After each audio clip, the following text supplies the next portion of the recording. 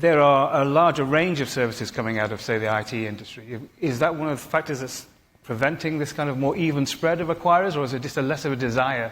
The fact that this market is influenced by not just the service groups buying smaller service companies, but also by publishers buying developers. So 2 examples of influence. The series of acquisitions made by Microsoft in 2018 has had a big influence on valuation of studios from last year. When you are a company like a Playground, historically, you're not necessarily very different from a company like Gobo. Mm-hmm. So which route are you going to go? Are you going to go the publisher's route or the service group route?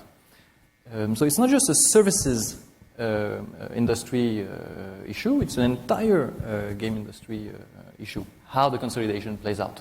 Well, let's continue to talk about Microsoft. When Microsoft acquires a Skype, for me it's Microsoft trying to enter into a new area. It's a horizontal type acquisition. When they acquire a Playground, when Xbox acquires a Playground, it's more vertical. Like they add another lower layer in the value chain.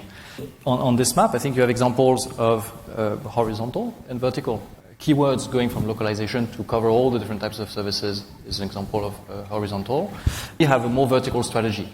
We're just focused on helping game creators create bigger blockbuster games. So we're going to look for studios which have that AAA capability, which are good at collaborating, where the founders are not looking to retire but are looking to grow their business and want to work with us to offer a better solution to these AAA game creators.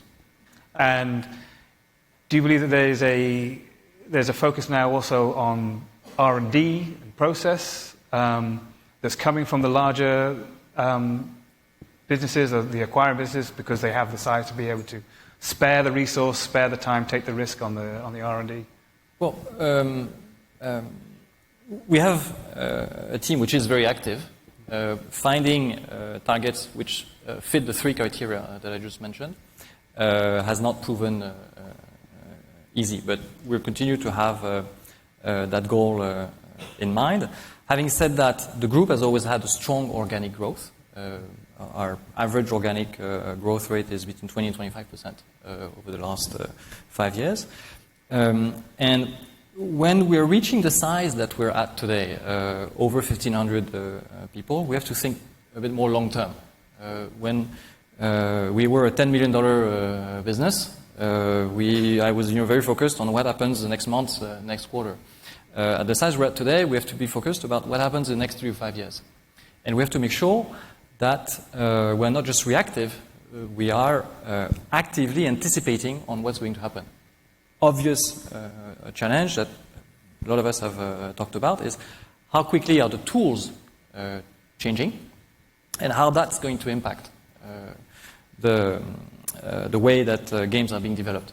We ran a survey recently. We'll publish the results of that survey soon.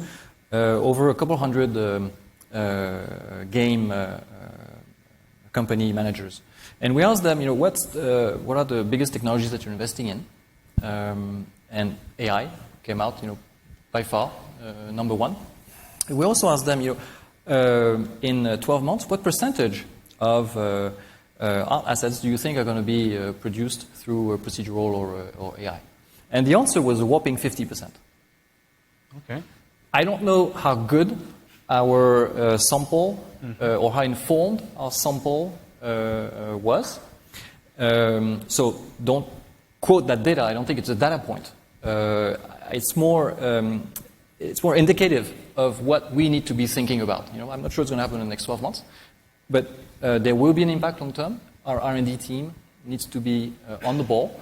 They need to inform our studios about what are the best tools to leverage, and we need to develop our own tools so that we have solutions that our competition doesn't necessarily have.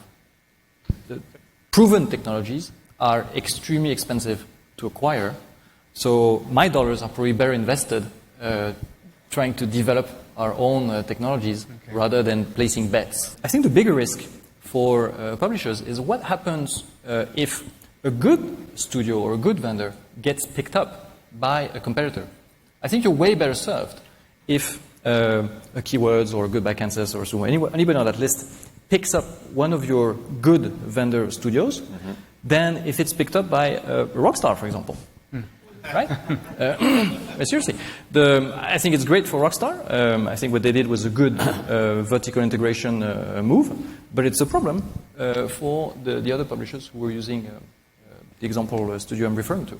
Yeah. So worry more about how do we help these good, small, medium-sized studios grow and offer better services.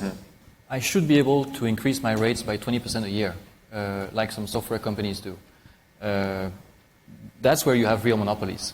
And they can increase their rates super aggressively because of that. I can't. So I guess that kind of concentration is still... it's still wide enough. It's still really far. And that kind of leverage in rate increases obviously something that can make us nervous. Yes, but that's not what anybody here is focused on right now. What we're focused on right now is dealing with the challenges of the next gen. Yeah. How do we build better solutions, better platforms? We're not mature yet. We're still in a fast growth industry.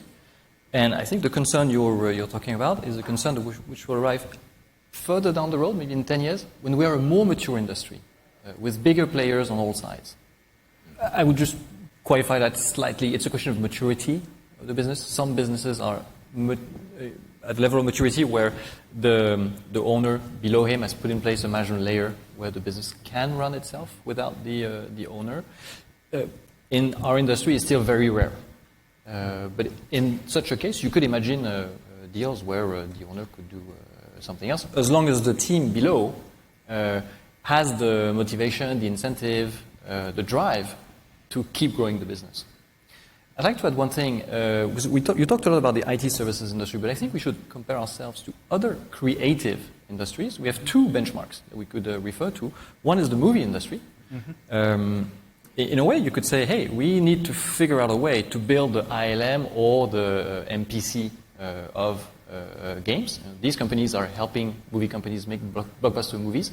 Who's going to do that in the game space?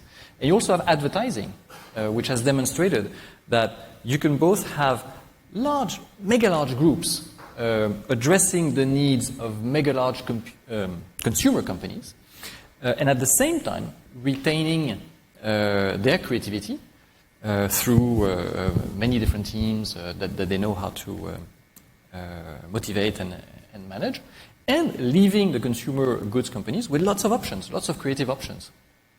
I think we're likely to all face a double bump, the bump of stepping up to the requirements of the next generation of platforms, and the bump of AI.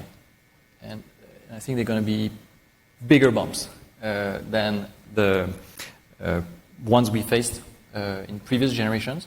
They're going to require more capital to overcome.